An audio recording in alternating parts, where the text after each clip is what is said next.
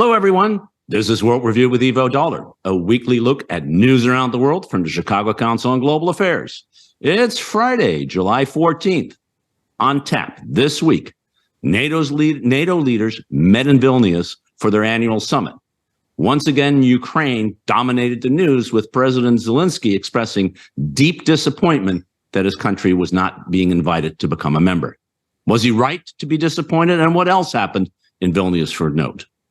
Next, we take a look at the escalating debate in Israel about judicial reform, where hundreds of thousands of Israelis are once again protesting in the streets, and military reserves are threatening not to serve their country. How far can and will Benjamin Netanyahu go in the face of widespread public opposition? And finally, France. Large protests against police brutality set off days of riots.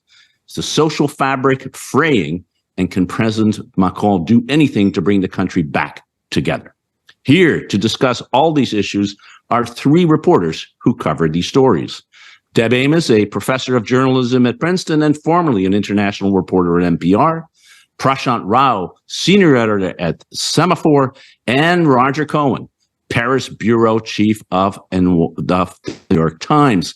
Welcome, all three of you. Wonderful to have you back on the program. Deb, let's start with you. The NATO summit certainly was a big deal this week. 31 NATO members, a 32nd one waiting in the wings. The Swedish prime minister and a whole bunch of other international leaders were there. It was a dominant festival, but it started with a tweet. Are we back into having tweets doing diplomacy? President Zelensky expressing his deep disappointment about the fact that he was not being invited in NATO. What can we take away from the summit, from these 2 days, from the 3 days that President Biden was there? He also went to Helsinki, the last new member, the 31st new member of NATO. Bring us up to date. So, despite the New York Times headlines and the tweet, which Zelensky reversed the next day, it was a pretty good meeting if you look at what was accomplished. There was this NATO-Ukraine Council that was new, and Zelensky actually attended one of those meetings. The G7 said that they would agree to this massive long-term security assistance to Kyiv. There wasn't a timeline for Ukraine to enter NATO, but when they did, it would be shortened in the way that it was shortened for Finland. So they wouldn't have to do all this paperwork that they were told that they had to do in 2008. So, it never was going to be that Ukraine was going to become a member of NATO in this meeting. The Biden administration signaled that that wasn't going to happen. And so I think that tweet of annoyance from Zelensky met with a smackdown by both the British and the Americans, and he reversed it. Here's what I haven't even mentioned. Turkey's decision to flip on allowing Sweden, that is a big deal. It's a big deal not just for Sweden. For Turkey, it looks like Turkey's moving back towards the West, moving away from Russia with that vote and some other things that happened. But it means something for the Baltic states that Sweden is back in this alliance. I think it hasn't been there since, the 1700s. So all in all, there was a lot that was accomplished in Vilnius. Yeah, I think it was the Norwegian prime minister who said that it hadn't been since the 14th century that the Nordic countries were all in the same security alliance. So it is a big deal, as they would say. Roger, what struck you most? And one of the issues I want to press you on, since you spend so much time thinking about and writing about Macron and his views on this conflict. He seems to have taken a pretty pro-Ukrainian line, pressing the United States and Germany to be more forward-leaning on Ukrainian membership than you would have expected from France, which traditionally has been very opposed to this. And of course, Macron in the run-up to the war and even afterwards tried very much to find a way to cooperate with Russia on the issue. So how do you read that part? And also, of course, the summit more generally. You agree with Deb that it came out better than some of the headlines might suggest? I guess I'd be slightly more negative than Deborah. I can imagine President Putin in Moscow looking at the wording of the 2008 NATO summit, where the West decided to declare, without having any concrete means to bring this about, that Ukraine and Georgia, but Ukraine will be a member of NATO. And if you look at the wording in Vilnius, it says Ukraine's future is in NATO, and that at some point in the future, undefined, there will be, if there is an agreement among the allies, then there would be an invitation to Ukraine to join. I mean, as Deb said, nobody expected Ukraine to join in Vilnius, but there were countries, including France to some degree, as you pointed out, Ivo, and President Macron has moved a long way. I mean, he started, I went to Moscow with him just before the war, and when he sat at that long table, and he was still going on about a new strategic arrangement in Europe that would somehow integrate Russia with the West, and that Russia's place was in Europe, and so on. But I can see Putin looking at that and thinking, okay, well, so long as I can keep this war going and maybe turn it into a frozen conflict, as I have elsewhere, there is not going to be agreement among the allies, because President Biden is very clear on the fact, I think rightly, that there is no way Ukraine can join NATO when it's at war, because then Article 5 is automatically triggered and we're all at war. So could there have been a wording that was a little stronger in terms of the invitation?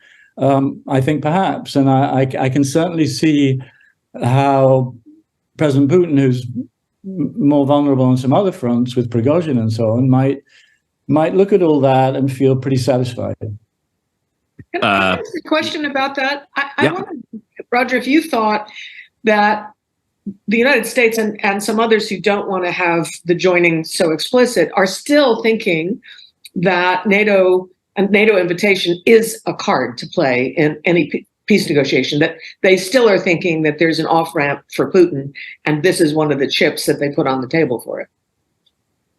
In the sense that if he withdraws or compromises, the invitation to Ukraine may not go out? Correct. That is what Zelensky's doing. I don't know, Deb. I think we've come such a long way now down the road to saying that Ukraine will be a member of NATO, and saying that Ukraine belongs in the West. I find that quite hard to imagine. I see it more as a carrot, potential carrot, to President Zelensky, in the sense that I think President Biden is saying, yeah, we're going to back you, we're going to back you, we're going to back this counteroffensive, but at some point, you know, you're going to have to look.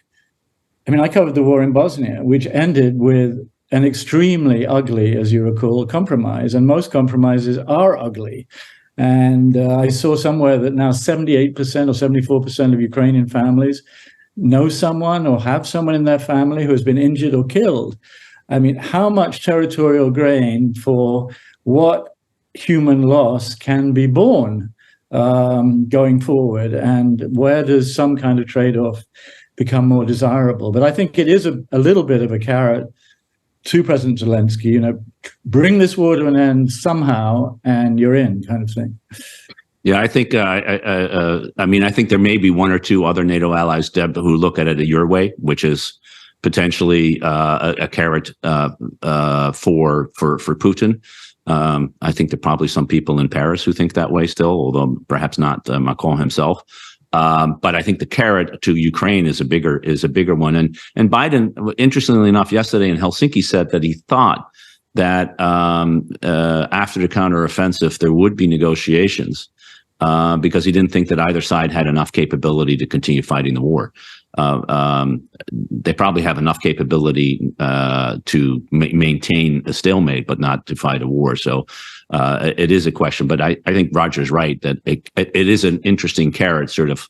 Yeah, but Ivo, I mean, if I may, before the spring or in the spring, you know, it was all about, you know, Secretary Blinken and others. I heard them say, you know, the idea is we strengthen the Ukrainian negotiating position through a counteroffensive that attains significant military gains. Well, we haven't seen that up to now. So, right. And if that happens, of course, the negotiation looks different. But Yeah, I mean, I think. I think that's right. I think that's right, Roger. But it is. I think they are thinking about some way of negotiating it in the end of after the counteroffensive, whatever that delivers. Prashant, jump in here. Take any of the pieces if there's anything missing, including the interesting Turkey turnaround that Deb talked about, which leaves a lot of people mystified about as to why. Although, as Deb rightly said. Turkey was already moving in an interesting direction. Zelensky visited Ankara, where Erdogan said that he supported Ukrainian membership, which is not what the Russians want, and then also released those Azov fighters that he was holding, very much in the opposition to the Kremlin's view. But take whatever piece you want and give us your sense of how to sum it up. I guess in some degree, I agree with both Deb and Roger on the point of how to assess the summit. I mean, this is one of those things with summits like these where such enormous things are done and we're sort of parsing the language of diplomacy. But I am struck by, there are long-term costs to letting in countries into your alliance that have not met the various thresholds you've set. And, we don't need to look that far back in Europe. 2012, Greece nearly destroyed the European Union or the euro because Europe was perhaps necessarily lax in allowing Greece to join the European Union. I'm not saying that was in front of mind for the people who are negotiating the text, but it's not that long ago that a sort of sister body was nearly torpedoed by a desire to expand. These are obviously not coterminous examples, but I just think it's worth sort of keeping in mind that it's not a costless exercise allowing Ukraine fully fledged. I'm not suggesting that's what Roger said.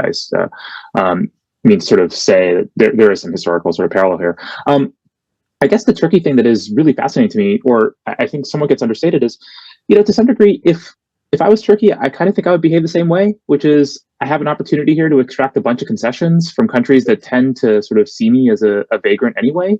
And so why not? And, to some degree, Erdogan has perhaps played a pretty impressive hand given the cards he had. He extracted, some new F-16 contracts, some concessions from Finland and Sweden, number of other things. Perhaps he was going to do that anyway. Perhaps we'll never know, but to some degree, I thought that was masterful on his part. Now, of course, again, there are real costs to this. A frequent guest on your program and a friend of ours, Bobby Ghosh wrote a great piece in Bloomberg saying, the kind of last minute blackmail of the European Union is probably going to cost him in the long run, demanding sort of accelerated talks again for accession. But in the short term, and, I think that is valuable, he did win quite a few concessions and maybe he was going to do this anyway. And he took it right to the finish line. But I thought it was a fairly impressive sort of set of narrow victories by Erdogan. Yeah, and it's sort of an important victory, and Deborah, coming back to you, sort of an important victory in the sense that he was the hero of the summit. I mean, everybody thought that Erdogan had saved the summit. And, he was also the guy who would have torpedoed the summit in some ways if he hadn't moved. But, very, very, and he knows how to play this game. He's done it every time. He did it in 2009 on the issue of the next Secretary General. He blocked Rasmussen until deep in the night, and he had Obama negotiating that. He did it in Madrid when on the invitation of Finland and Sweden. He got a one-on-one with Biden. He got a one-on-one with Biden again this time, and it makes him look like a really important player, which is using limited leverage to get a lot done. Deb. I was just going to say, in the short term, that is what he cares about. The short term, he has got an economic problem. He's just been reelected, so he's in pretty good shape. It would be better had he seen how Parliament was going to go, but it didn't matter. He needed to make that term, and we should have known. And the giveaway was when the Azov Steel guys went home early, even though he'd promised Moscow to keep them till the end of the war. I thought, wow, that is a big deal. And it was the beginning of the shift. It was really interesting to watch. Yeah, no, it is. It's a clever thing. And I think you're making the economic point. He needs the help of the Europeans and the United States to. There is one other thing I did take away from that summit, which obviously reasonably didn't make headlines, but the lack of opening the Tokyo office of NATO, I think is maybe not surprising, but NATO had been trailing that for quite some time. And there'd been a bunch of reports about, 16 different agreements that were going to be signed with Japan. And all these various things, and it never quite came off, and to the extent that we thought it would. And I don't know, Roger could probably speak to this much more. It would seem like, Nikkei and the South China Morning Post reported that France was the bloc, that France didn't really want to see this kind of pivot to Asia. And I'm curious what might have been behind that. Yeah, Roger, we were thinking of a banner page one headline on NATO not opening an office in Tokyo, but we went against it in the end. I confess that detail of the summit escaped me, and I don't know what the French position on that is. But Erdogan also got 4 billion euros right out of Europe at the time of the refugee crisis. Yeah, no, exactly. He got that one too. Yeah, no, you're absolutely right. I'll stop them coming. Give me 4 billion euros. He's a master.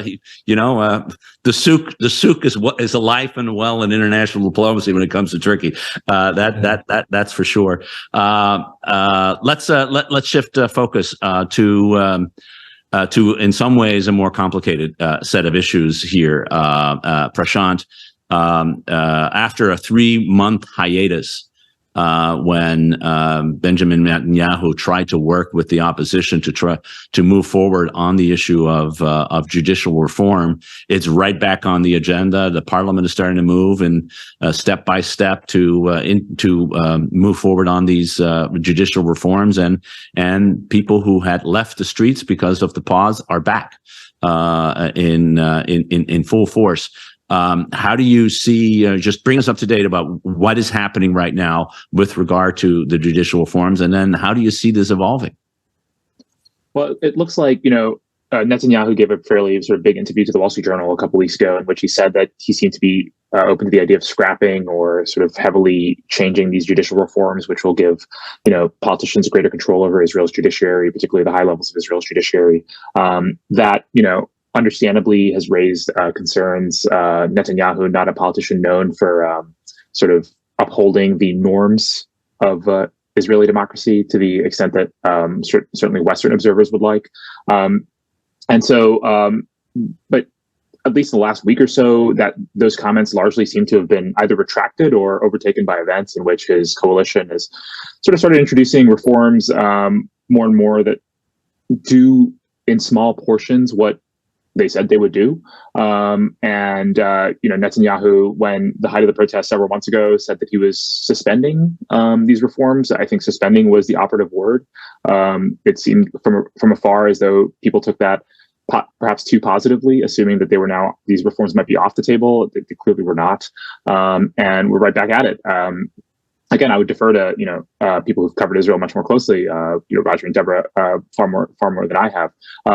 It seems to me is, this also ties in with, obviously, all of these things do tie together, but the sort of the nature of Netanyahu's coalition, the particularities of the compromises he has made with them, and this growing offensive the sort of brief offensive in Jenin and the increasing curtailment of freedoms in the West Bank. These are not sort of separate issues that we can kind of neatly, keep apart. In fact, they're all linked together, I think, by the fact that, Netanyahu has made compromises with his coalition allies. Whatever you may think of him, the Jenin raid seems to some extent have been driven by some of his more sort of hard right coalition partners. And this judicial reform, almost immediately after he gave that interview to the Journal, his coalition partners were undermining his remarks in public and in private. And so disentangling all these, I don't mean to defend Netanyahu. I think it's noteworthy to keep in mind the nature of Israeli domestic politics while we are debating these issues. In any case, that's my sense of how it's going at the moment. Yeah, no, I think Deb, Prashant makes sense, and you have to dance with the devil that you bring to the dance. So Netanyahu is, believe it or not, I think the most liberal member of his own government, that says a lot. That doesn't make him a liberal either. No. I wanted to, when the spectrum is way on there, you do in the end choose who you get into bed with, right? Yes, no, exactly, and he did it. He did it with a minister who's saying there's no such thing as the Palestinian people. Correct. That takes us back a half century. Yeah, no. It's I don't want to defend in any way Netanyahu, but Deb, how do you see? I think Prashant makes a very good point about the occupation, the raid, the West Bank issue being interlinked with the overall judicial reforms, in some ways with the entire ethos of what the government stands for, which is a huge challenge. It seems to me to the ability of the United States, in particular, as the strongest ally that Israel has, to continue to unquestioning support Israel at every moment on everything. And the Biden administration is certainly finding that very difficult. Yes, and you can see that there is some nuance in how they're doing it. But, a few months ago, I went to a conference in New York that was off the record, but it was all about Israel. And it was a group of Israelis saying that the third intifada has started. It just looks different than the others. And it has started in Jenin. And these are young people, young Palestinians who are nihilists. They have no politics. They don't like the PA, the Palestinian Authority. They don't even know about what's happening in Gaza. But Israel is having a terrible time figuring out what to do about these young people. They have no policy. In Gaza, they talk about mowing the lawn. Every so often there is an offensive and it takes it back a couple of notches. I don't know if you can do that in Jenin. Is this now a regular occurrence? Is this a mowing the lawn moment with this coalition? And I don't know. It was pretty terrible what happened in Jenin. The international community reacts to it as well. Roger, just to follow up on your point, I was talking to a former Israeli prime minister just the other day who really he had 2 points. He said this is the worst constitutional crisis that Israel faces in its entire history, and was quite optimistic that democracy, that the people would prevail. And he particularly pointed to the growing disenchantment of critical reservists in the cyber, Air Force, Navy, without whom military forces is just not possible, saying we're not doing this. We're not going to be part of a country, of a military with a country that is engaged in this kind of unconstitutional turn. Where do you come down on sort of the danger, that the threat that Israel's facing versus the optimism that democracy will prevail, or that the people will prevail ultimately and keep Israel on track? Well, I think it's very important that the people prevail. And the reason the people in the hundreds of thousands are out in the street and have been for a long time, Israelis have not demonstrated over Palestine in anything resembling that way for a very long time. So not since Rabin. So the fact they're out there tells you that they see a very real and present danger to the democratic structure of the country. I mean, in Israel, which doesn't have a constitution, the main checks and balances, certainly a very important one, has been the Supreme Court, which has been able to review government decisions of one kind or another and rule on whether they are legal and applicable.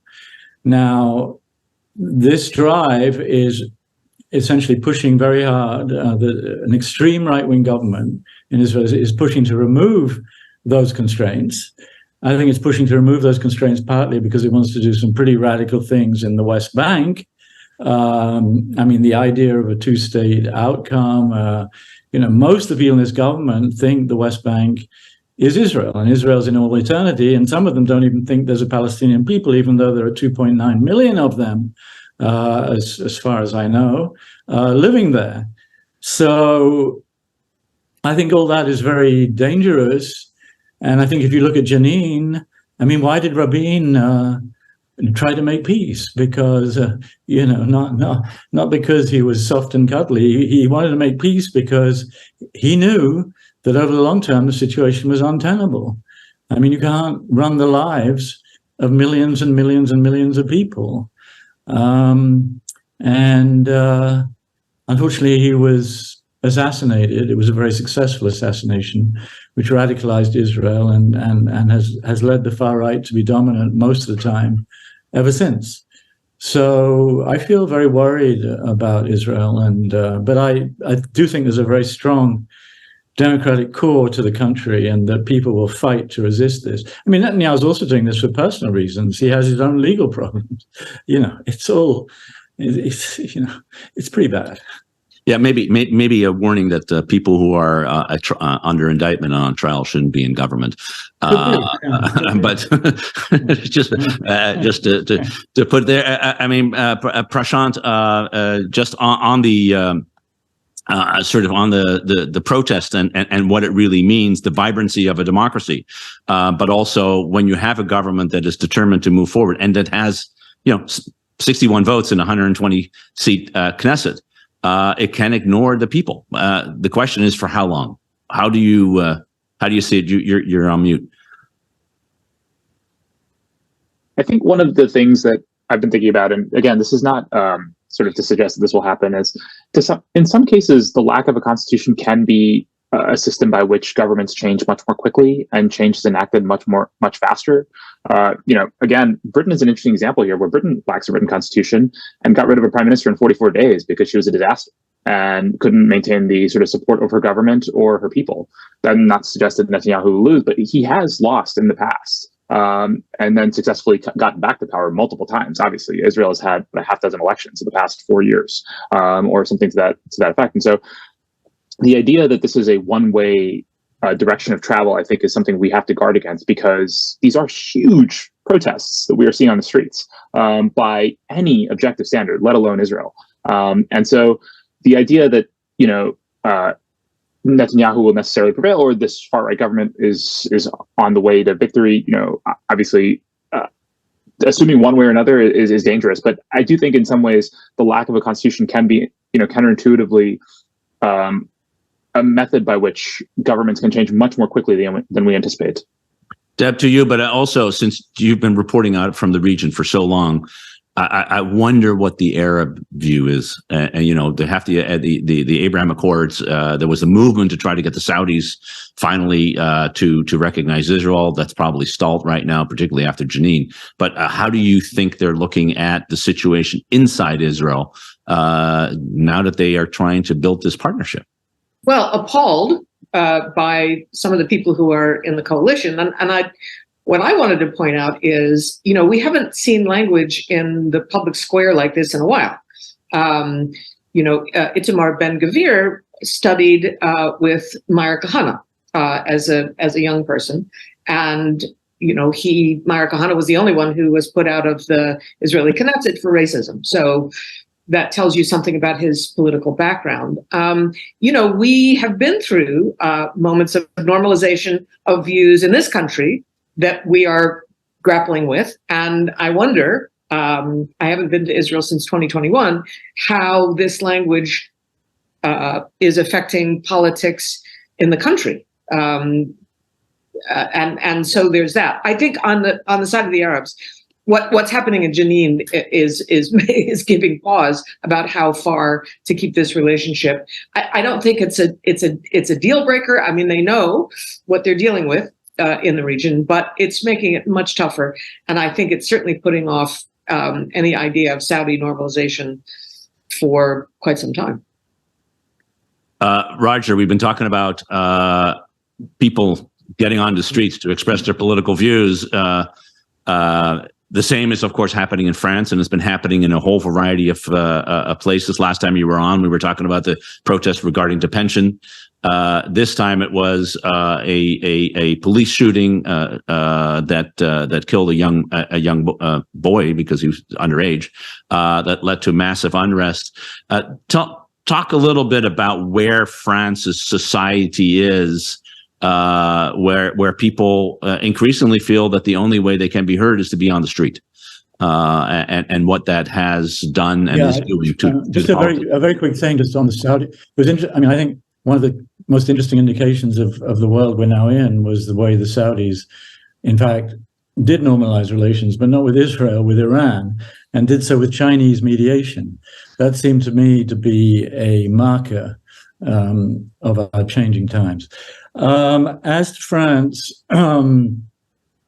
we've had two waves of protests. One over the pension reform, President Macron's decision to raise the retirement age to 64 from 62. And that was a massive union-driven movement. It had its ritualistic aspects to it. I mean, there's something of the ritual in the the French getting out in the street. I mean, it was an acute crisis, and there were hundreds of thousands of people demonstrating. But now that it has died down, I mean, the law has passed, and life's going on. But then a different kind of eruption occurred, and that was related to the seemingly gratuitous killing of a 17-year-old kid called Nahel Merzouk of Algerian Moroccan origin, who was at a traffic stop and was shot from point blank range. There's a law in France that was passed in 2017 after the various terrible terrorist attacks here that liberalized to some degree how and when the police could use their weapons if they believe that the person they stopped by driving off might endanger somebody else's life. That's a rather vague criterion under which they can open fire. In France, there are these banlieues or suburbs on which the French state has spent upward of $65–70 billion over the last 20 years, trying to bring better schools, to modernize these apartment blocks that people live in there, and they're mainly immigrants or second or third generation descendants of immigrants. The unemployment rate in these areas is exponentially higher than elsewhere in France. The poverty rate is still exponentially higher. This massive program has not really been a success, with the result that when there's a spark, as there was in this killing, the banlieue erupts, and you had 5 or 6 days of demonstrations. The average age of the demonstrators was probably around 17. And you had neighborhoods of Marseille, Lyon, Paris being smashed. There was some looting. The government initially, Macron, reacted very strongly to the shooting in the sense that he said it was inexcusable. Within 24 hours, because France leans right, the government started focusing on the protests and on the violence of some of the protests. And so this condemnation of the killing quickly became a condemnation of the violence, and Macron and pretty much all the ministers rallied to the side of the police. And you had the police union putting out really, extraordinary statements describing essentially these people as savage hordes, declaring war on them. And that spoke, I think, to these deep cleavages in French society, which likes to think of itself as universalist, colorblind, etc., a model that worked for many years, but a model that now has issues that the French state, I think, is reluctant to acknowledge. Yeah, no, I think this last point, Roger, is a really important point. This is there used to be this idea that if you could have a singular national identity, then you could overcome the multiculturalism that exists. Contrasting, Prashant, to where you now live in London, where in fact multiculturalism is in some ways core to the way Britain has organized its society, and some others, neither of which have seemed to have been able to resolve this issue, let alone, of course, the United States with its melting pot idea. And I do think we're living in a time where, particularly in Western societies, although we just, including Israel for that matter, where identities are becoming more defined and sharpened and become political mobilization efforts that are at cross purposes with the way we think our societies are governed. You couldn't have a Rishi Sunak as president in France. You couldn't. I don't believe you could have a person with brown skin as president of France. Yeah. So, and you can, of course, in look at the Tory party itself, yeah. And Labour, but a very multicultural party. Prashant, and then you could argue. I mean, the Tories are at least at the top end, far more multicultural than Labour is at the moment. It's interesting because, comparing Britain and France is such a useful exercise in so many ways because they are so proximate. It's, a train from London to Paris takes as long as a train from London to Manchester, and yet it is an entirely differently organized society. And I think about this often because France is colorblind. We talk about how the colorblind nature is, perhaps ill at ease with what's happening right now, but also the colorblind nature of France feeds into what is happening right now. It's just not able as a country, and Roger would of course speak much more clearly to this than I can, but my sense is it's not able to enact the necessary reforms or even have the tools for the conversation that it needs to have because it doesn't track the statistics. It's not able to allow greater sort of diversity within its Grande École or any of the other sort of filtering systems to elite society or any other parts of society because it doesn't track these statistics. And so the tools for even having a conversation are extremely limited. Though, of course, aspirationally, what France espouses is admirable, and I think many of us would agree with the sentiment. The sort of practicalities are very difficult to manage. Britain has an entirely separate problem, which is the multiculturalism in some ways promotes the sense that, of a quasi-meritocratic society, when, of course, Rishi Sunak is wildly wealthy, beyond sort of the sort of dreams of any British politician, let alone a regular Brit. And so, yes, the one component of him, which is the color of his skin, is extremely important and sort of admirable for British society that he has become prime minister. But barely a third of his party supported him. He's we shouldn't overstate the impact of Sunak and what that can mean, because at the same time, the other major party in Britain elected Jeremy Corbyn, who by sort of large sentiment was, mired in anti-Semitic sort of controversy for much of his tenure. And this is a Labour Party that is still trying to get over the legacy of his several years of leading the party. It's not, I think that's why the comparison is so interesting, because it is necessarily imperfect. Yeah, it is. And neither one seemed to be fully successful in any case. Deborah. So I was just going to say, we are just about to get into this. The defense authorization bill now is like chock full of politics, and the right wing of the Republican Party want to include things like no more diversity training, no wokeness in the U.S. military. I'm thinking about how the French police, how the Israeli police are dealing with protesters. This is not just about law and order. This feels like war. These are enemies fighting each other. We are just about to go down this road when we say no more diversity training in the U.S. military. We know we have a problem of extremism in the military, and these bills make it much more difficult to launch programs on diversity in the military, the very thing that we need to do. Well, and we're at the cusp of having the two most senior positions in the Defense Department occupied by Black Americans. And C.Q. Brown, the Air Force general who has been nominated to be the chairman of the Chief of Staff, has made diversity and the way to think about this a core aspect of his entire career, and particularly in the Air Force.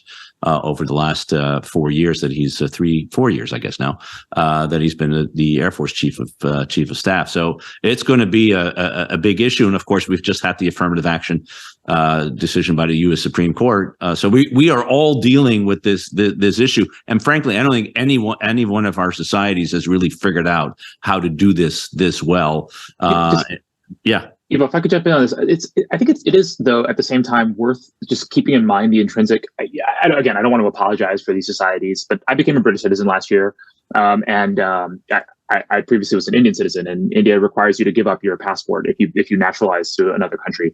And it was, there's so many things about Britain that get unremarked upon, and I think this is true of France as well, and to the United States. There was a legal process. You can go online and figure out how to become a British citizen. The rules are very clearly laid out. There was no fast tracking of the process. I know this because British diplomat friends of mine have partners who are in the same queue as I am, becoming a British citizen, and that there is that sort of transparency to some degree. Now, I'm not saying, again, I don't mean to say that this is like a perfect kind of thing, but it's worth keeping in mind. There's like this kind of institutional kind of liberal perception of what it means to be a citizen of these countries that is very different to some of the other countries in the world. I think, the classic counterexample would be a country like China, which believes that basically if your parents were Chinese, you are Chinese, and or if you have naturalized as a citizen of another country, that largely has no legal weight. And it is, I think, worth keeping that in context. I don't mean, again, to sort of justify any of the actions of the French police. There is this kind of institutional liberalism in sort of allowing people from other societies to become citizens of your country that is still worth like sort of trumpeting and being proud of, I think, in these countries. Yeah, and I think, Roger, right, in France, I mean, the effort to not focus on ethnic or even national backgrounds, but to focus on a secular, liberté, fraternité, as a means of identity is if it works well. Yeah, when it works well, and I would second what we just said. I mean, there's a lot to recommend these societies, and as you're talking about getting in the queue rather than getting in the line, I think becoming a British citizen is totally accomplished at this point. You're all the way there. Yeah, I mean, it's broken down to some degree in France because there are a lot of people who have a French passport who don't feel entirely French. And there's this terrible phrase in France, français de souche, which is pretty much untranslatable. But êtes-vous français de souche? Are you? I mean, it basically means, are you a real French person? Are you a real French person? And so there's les français de souche, and then les autres français, whoever they may be. And I was at the funeral of Nahel in Nanterre. I think it was a week ago, or maybe a bit more. And it was moving. I mean, there wasn't room for everyone in the mosque, and the prayer moved to the street. There were no police, zero, not a single police officer, because it would have exploded if there had been. And all of these people, pretty much every single one I spoke to, most of them were French citizens, and uniformly, whether it's in the workplace, whether it's being stopped when they're driving, whether it's questions about their families, etc., they feel that holding the passport still puts them in a category where they're, outside real Frenchness. And that, I think, is what distinguishes the United States above all, I think, much more even than Britain. I mean, the US, what can you do for me? I don't care where you came from. I don't care anything. What can you do for me? Let's move forward. And as a naturalized American myself, that to me was very, very powerful. I mean, I grew up mainly in South Africa and the UK, but that becoming an American, and nobody cared if you became an American 48 hours ago or 150 years ago, I think that is a huge, huge American asset. I would second that as a naturalized American citizen myself. But like Prashant, I had to give up my Dutch citizenship in order to do that, not because of the United States, but because of the Dutch, which tells you something about how people look at citizenship and nationality. Really complicated yet very important issues. The same is true. I think Deborah mentioned the nihilism of the Palestinian youth. Well, if you live for third generation now in an occupied territory, it becomes pretty hard to see a future that is in any way integrative. Hard topics, but I think we've shed some light on all of that. I want to thank Deborah Amos, Prashant Rao, and Roger Cohen. Really, thank you for an excellent discussion. I want to thank all of you for tuning in. We'll be back next week with another edition of World Review. Until then, have a wonderful weekend.